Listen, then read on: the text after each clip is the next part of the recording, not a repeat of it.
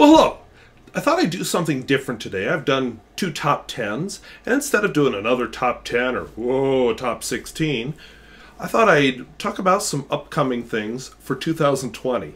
And of course, a lot of what I do on this channel is vintage. Not all of it, but a big proportion of it. So everything you're going to see tonight is vintage and doesn't write.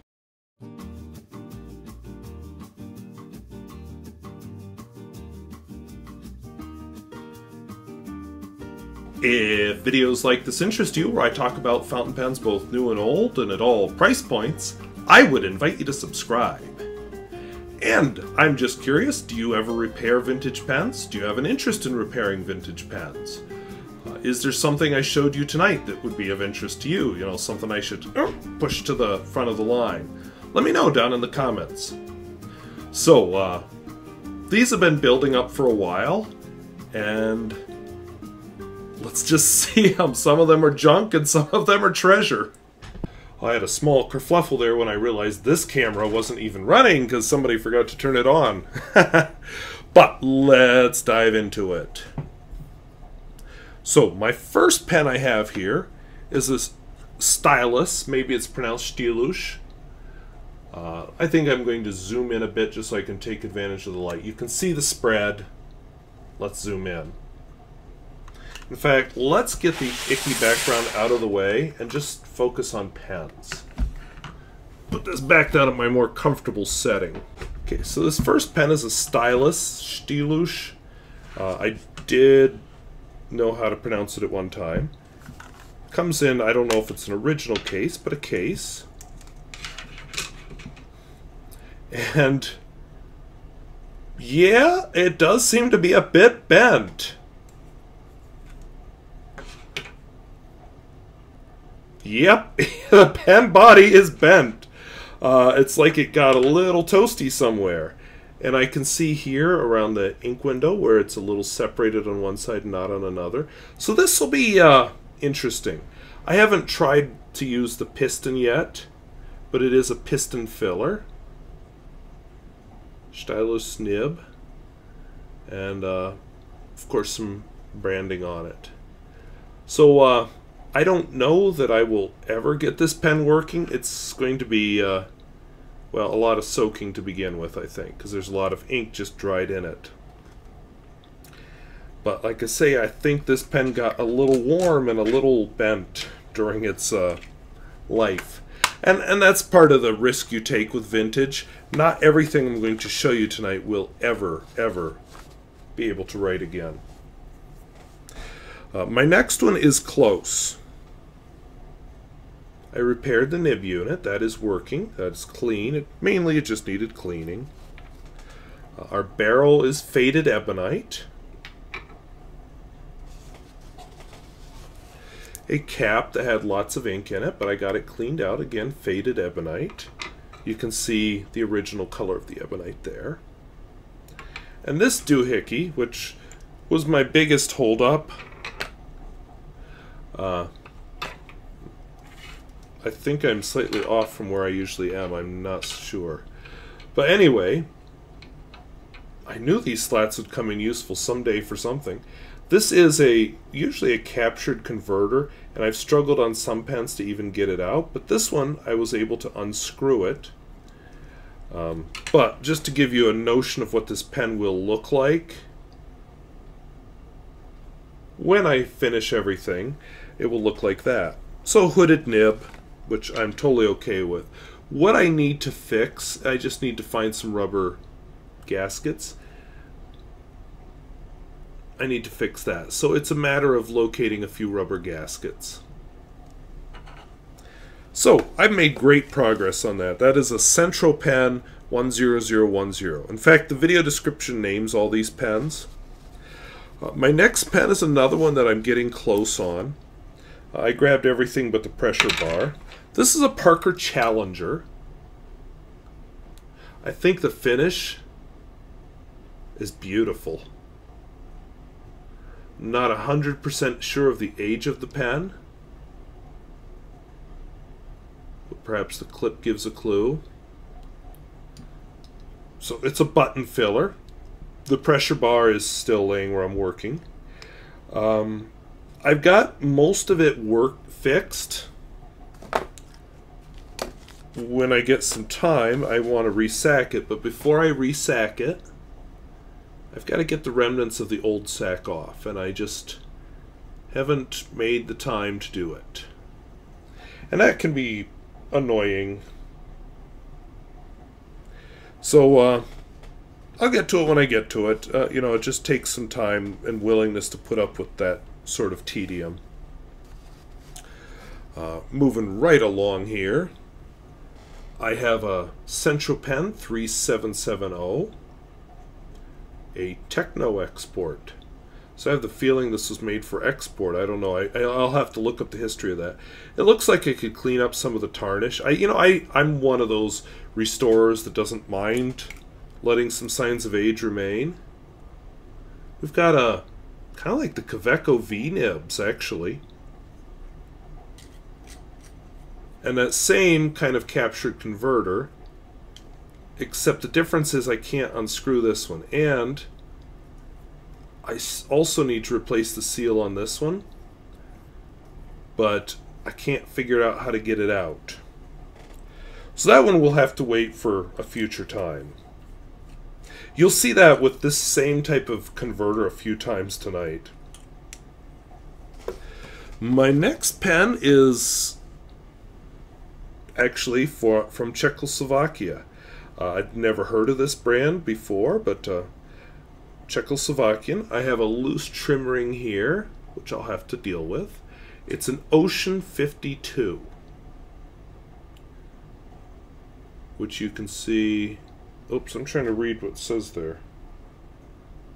Hopefully when I do the preview, I can, or when I look at the video, I can read that. I can read the Ocean 52, but my naked eye can't make out the other words.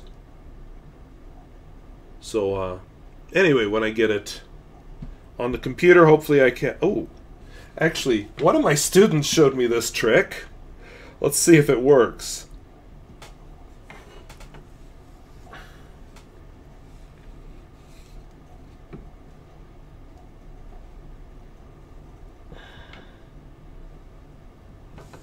And just turn it so I don't have to use my hand on everything.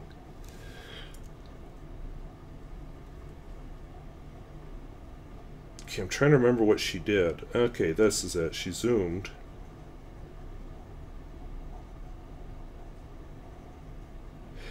Okay, it looks like a code to me.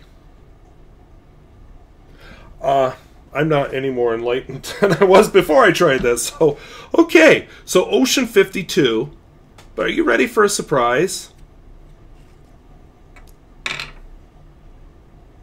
Isn't that pretty? I just think that's really pretty. It's, you know, you have ocean on the nib. And of course we know that it's a Czechoslovakian pen. At one point, Czechoslovakia had a number of pen makers who were all consolidated into Centropen. And I feel like this may be an older pen, and it's one of those that was consolidated into Centropen. I don't know that. I'm just guessing. This one, what is this one? Lucky thing I have a list here. Okay, I think I miswrote the name on my video description, so let me quick fix that before you ever see it. So this is a Brause Iserlohn with a rooster logo. And I'm going to go with Iserlohn for now, but I think that's wrong. I might be Iserlohn, L-O-H-N. I'm struggling here. 3030, so I've got a model number. German pen. Kind of one of those unassuming plain black nibs, or plain black pens. Clearly a little ink to remove. And perhaps you can tell there's one or two little cracks, which may call for some crack repair. We'll see. The nib, I don't know if that's intentional or not, but it doesn't seem to be seated precisely on the feed, so that may take some work, and I believe this is an ebonite feed, so you know, I can friction fit it. And of course the nib has a rooster. And I feel like I talked to somebody about a rooster just recently. A rooster logo in one of my reviews. So I'm going to have to go back through my comments and figure out who that was. Yeah, now that I look at it more closely, I think it's Iserlohn, so I'm going to fix that in my video description also. Oh, I already did. How about that? I was just misreading my video description. Okay, we'll set that aside. And then, this one's in a bag for a reason. This is a J.S. Staedtler Luna. Let's see if I can do this without inking myself. So it has, it's a German pen. Nice texture on it. Piston turning knob. Somewhat decaying clip. Unscrew it. I think there is actually, let me hold it. Yeah, you can't see it. There is actually an ink window here. Looks like a lot of ink in it. A lot of ink on the feed. This will take some cleaning. It feels pretty smooth on my finger. Okay, iridium points. Oh, no, it's... Well, it does feel smooth, but the tines are not aligned. So we'll see what I do with that. So it's an iridium tipped nib. This is extra on it. And then some kind of a fleur-de-lis, which I can't quite make out. So that one will be a...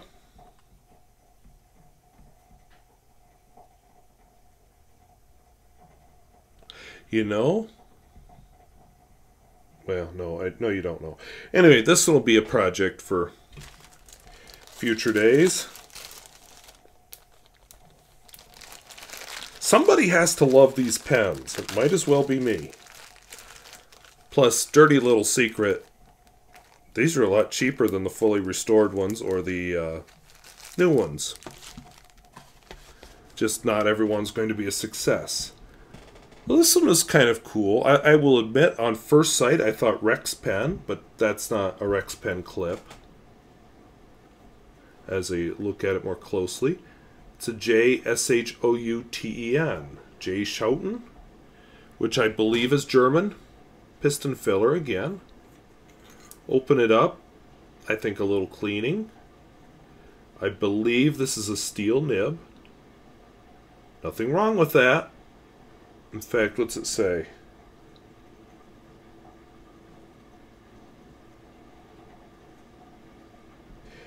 Adel something.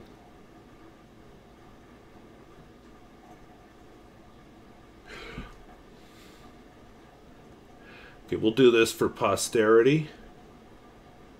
And maybe I can make that out when I edit the video together. But I think this one will just be a cleaning project. I mean, again, it feels very smooth on my finger.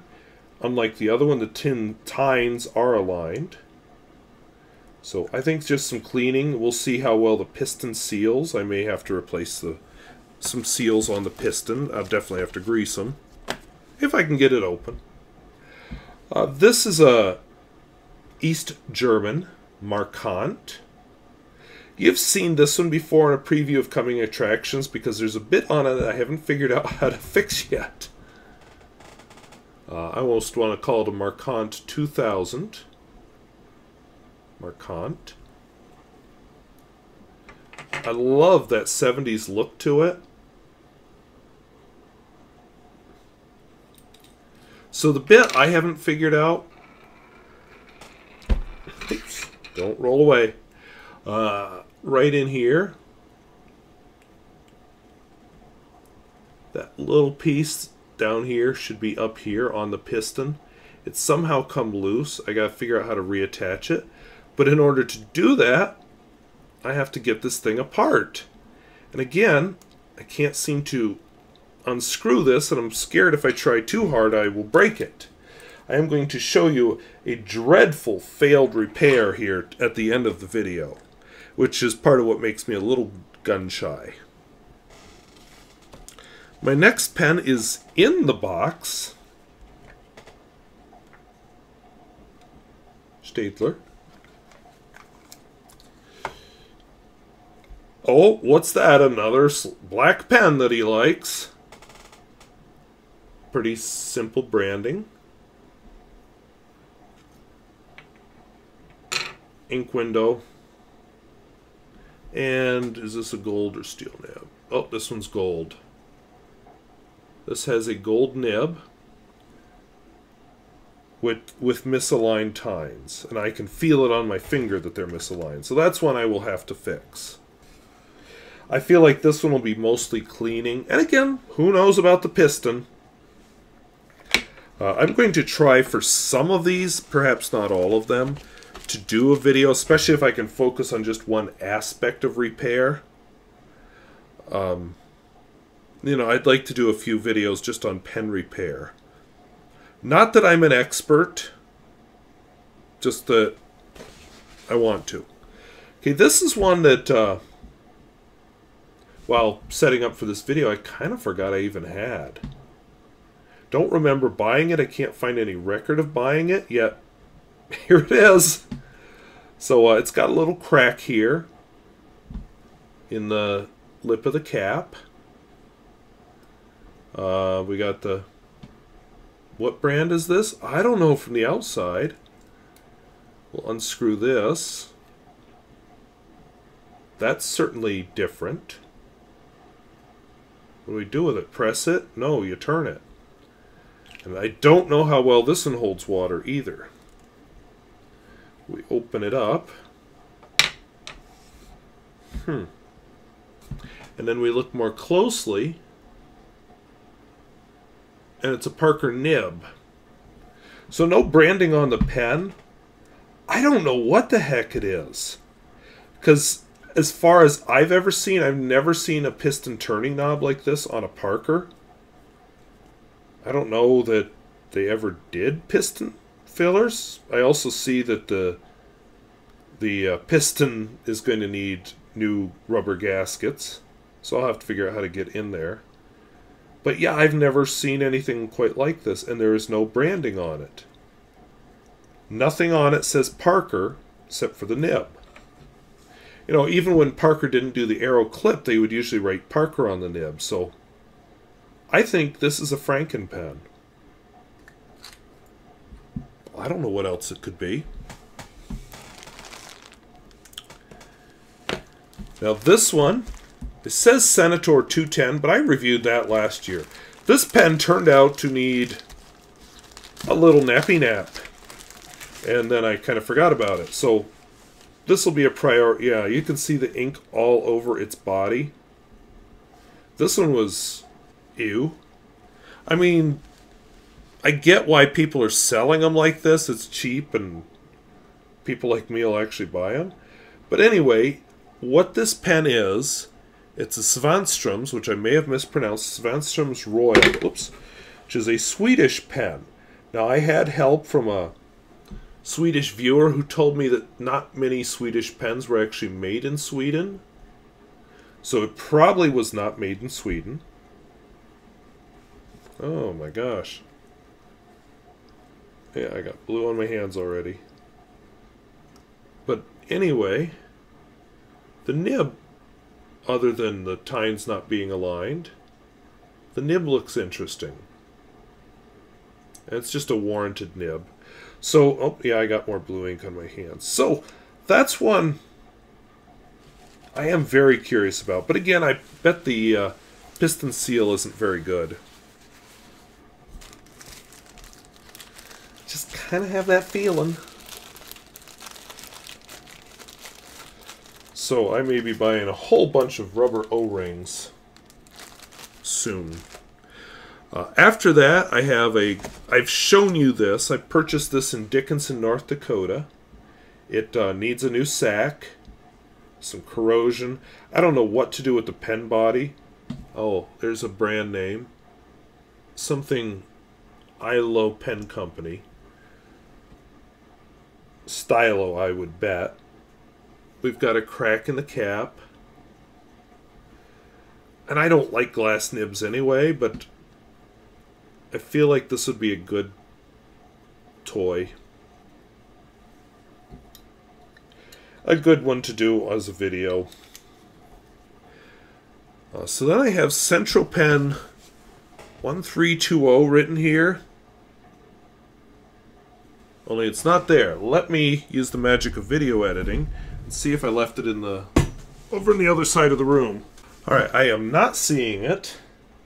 And I don't want to spend forever looking because it is kind of late at night and I want to go to bed next. So we'll just forego that, and that will be a surprise for you in a video sometime in the indefinite future. I have a Pax pen, which is, I believe, Hungarian.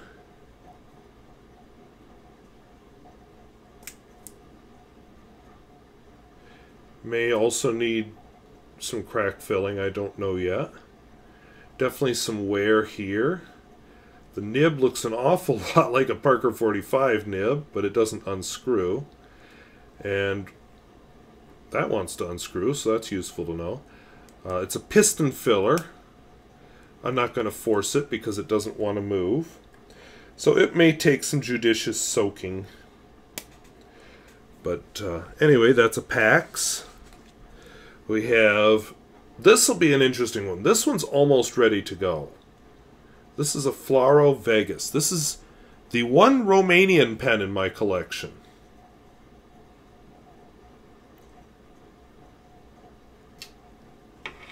The nib has taken a little work. The nib is kind of where I'm at right now. White feed, after I cleaned a whole bunch of ink out of it. I tried aligning these better.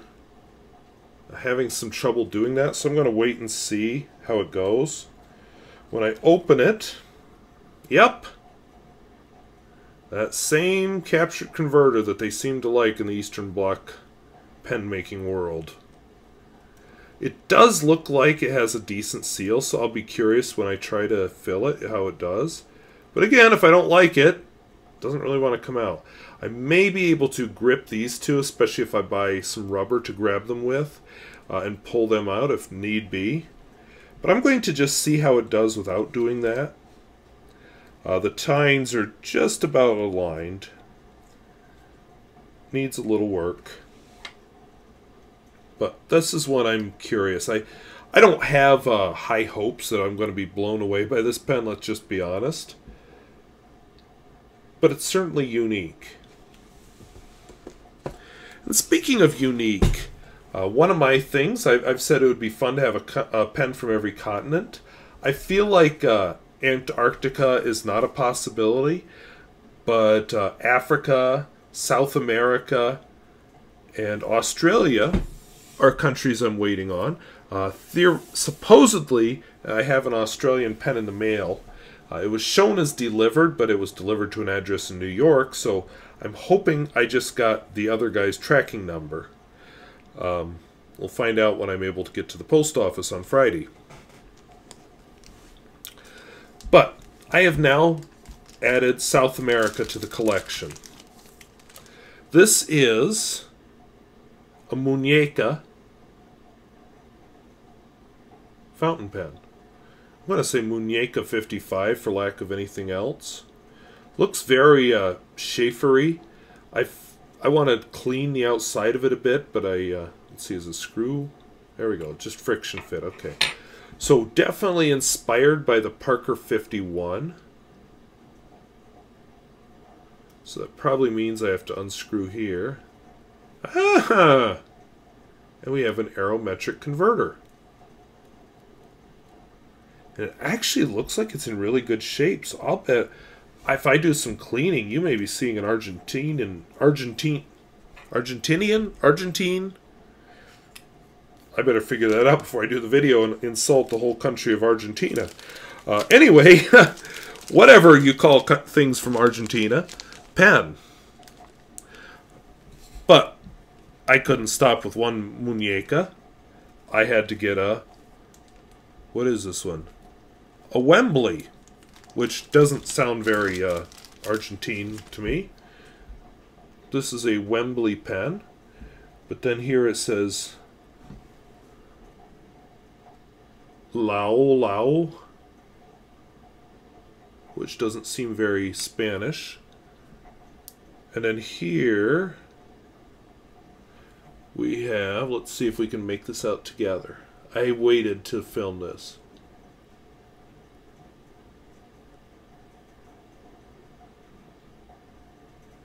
Okay, so I couldn't make that go by on the camera, so I'm seeing a LRB Industria Argentina.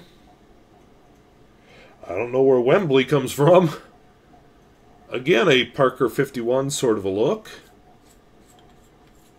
And a sack that is a little more questionable. So I don't know what Wembley means. Maybe it was mislabeled. Maybe I just need to learn more. I don't know. I don't know the Argentine fountain pen market. So if you do, let me know down in the comments. 2 more to go here. You thought this would never end. This is actually in its original packaging. It's an Escritor Juniors. I don't think the cotton was part of the original packaging, but we'll go with it.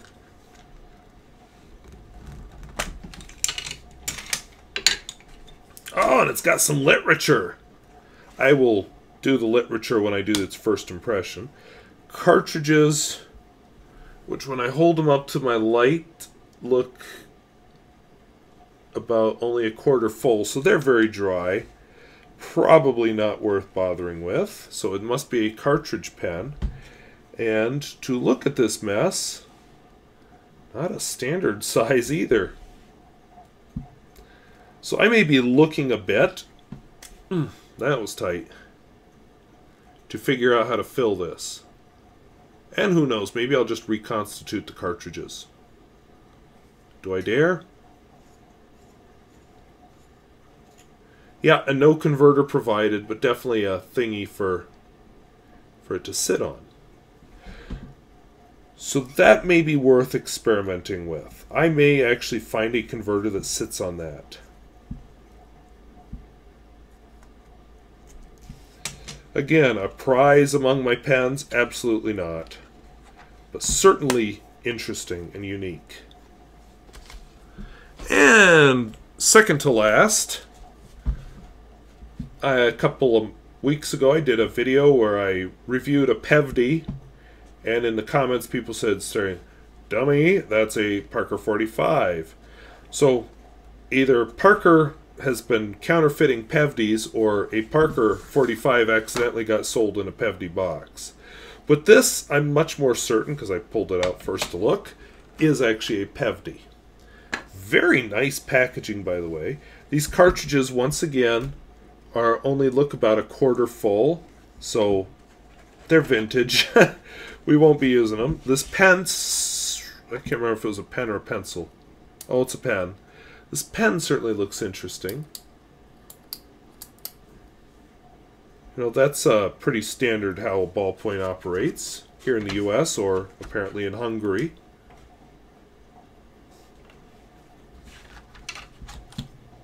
Don't normally care for metal pens, but there it is. Pevdi logo, which is a very good sign that this one's not a counterfeit Pevdi. There's another good sign, it's probably not a counterfeit Pevdi. I mean, Parker may have gone through a lot of trouble to counterfeit Pevdi, who knows. But what struck me when I was analyzing this, I have a Markant, which I'll probably bring out when I review this one. Not exactly the same, but darn similar.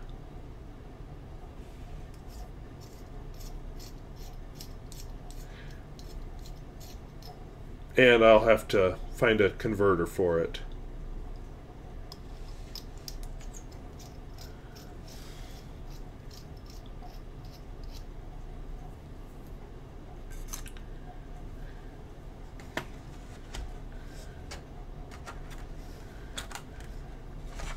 Okay, I'm going to make you all lose faith in me for this last thing, because I'm going to just show you a fountain pen repair disaster. Totally caused by me being stupid and impatient. Patience is key, soaking, waiting and just trying to figure it out, which I guess would be patience. That's a very nice cap.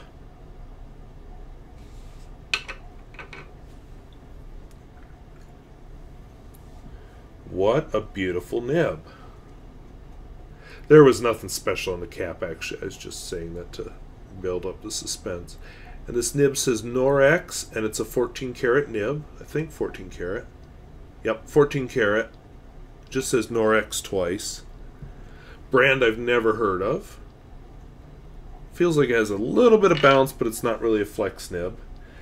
And what's he leaving out? What's he leaving out? I'm leaving this out. I'm leaving this out. And I'm leaving this out. Yeah, what did I do? Like I said, I was stupid. I was trying to operate the piston, and I pushed it too far and snapped the plastic. What I needed to remember, and if you get into this, you would want to remember too, is we are dealing with older plastics, and sometimes they're brittle. This one was brittle, and she went snap, just like that. I have a vague hope that maybe I could repair it, but I kind of doubt it. So I hang on to these parts in a hope that someday I will run across another Noir X that I promise not to destroy, and I'll be able to rescue that one using parts from this. And you know, that's one of the things you want if you get into vintage, is you want to have some vintage parts for purposes like this. So that's what this is going to be. So I hope that was interesting. You never got to see any of these right, because at the moment none of them can. I love bringing a vintage fountain pen back to life. That's probably what's kept me buying pens, because honestly, I look at new fountain pens. A couple of them interest me. You know, I wouldn't mind one or two of the Platinum Izumos. They're kind of pretty. I'd like a Nikaya Neo Standard Writer. Oh, yeah, I'm talking expensive. I'd still want a Conid bulk filler, even though I'm looking for words and they're not coming. I've got a nice Chinese bulk filler that looks very nice. I kind of want a Conid anyway. But and I run into nice surprises, like I think when I did all my top 10s just recently, 2 top 10s, because that whole computer fiasco over the break, I mentioned the Platinum Procyon twice. There are wonderful new pens, but nothing really gets my blood going like an exotic pen. That Noir X had me excited until I broke it. I love just bringing an old vintage pen back to life, especially if it turns out to be a real surprise. I have high hopes for a couple of these. A couple of them, not so much. But if you're willing to put in some elbow grease, you can get some quite nice pens that way. And there's that whole element of history. Getting into Penkala really taught me a lot about Croatia that I wouldn't have known. Studying Centropen and all the Centropens I've reviewed, I've learned a lot from people who live in the former Czechoslovakia. I believe they're all in the Czech Republic. I don't know if I have anybody from the Slovak Republic, but anyway, it doesn't matter. The point is, these are people that live there that have filled me in on a lot of details. I didn't know that Penkala was synonymous sorry, it's late. Synonymous with fountain pen till I learned that in a comment. But only in one certain part of Europe. I just find this vintage thing fascinating. And I have 1 or 2 vintage Chinese pens that'll be popping up this year. They all work. So they didn't appear in this because they're not restoration projects. But the real thrill for me is, besides getting a nice pen, is getting one that people gave up on, like that. Probably that Svandstrom's is looking pretty bad. if I can get that pen working, I will be so happy. So that's really what has kept me going in this hobby. That, and like I said, I did a video on a few of my favorite things. I enjoy the interactions I get on these videos, but to keep looking at new pens, I don't know if I could do it. Now, to look at old pens and repair them, yeah, I could do that for a long time. I also enjoy some of the other facets of the hobby. That I was going to film a whole bunch of organizational videos over this break, but that clearly didn't happen, thank you, laptop. But I will get into that. I just won't be able to do as much of it as I wanted to. It'll be more slow, so instead of them starting to come out now, they'll come out later when I get enough of them put together. But they will come. I have a plan, and I just need the time to film. It's a lot harder to film a lot of videos this time of year once school started again. I wanted to film a bunch over Christmas break, but clearly that didn't happen. So, but this is what I'm looking at, and I will try for some of them. Not all of them. Some of them are just an experiment. You may never see them again because I never figure out how to get them to write. But I would like, with some of them at least, to do a video on some facet of pen repair, and then let you join with me at the end when we finally find out if it writes or not. And if it doesn't write, back to the drawing board, because it's not live streamed, it's all recorded. I will do some live streams. I didn't get to do them over Christmas either, thanks computer, but I will do some live streams again. But anyway, I hope this was interesting. I'm babbling now, so I hope this is interesting. And if videos like this interest you, where I talk about fountain pens both new and old and at all price points, I would invite you to subscribe. And do you have any vintage projects upcoming? Or are you unwilling to deal with the finickiness of vintage? They're both viewpoints. I used to be one of those afraid to deal with the finickiness of vintage. Let us know down in the comments. So I want to thank you for watching. We'll see you later. Bye-bye.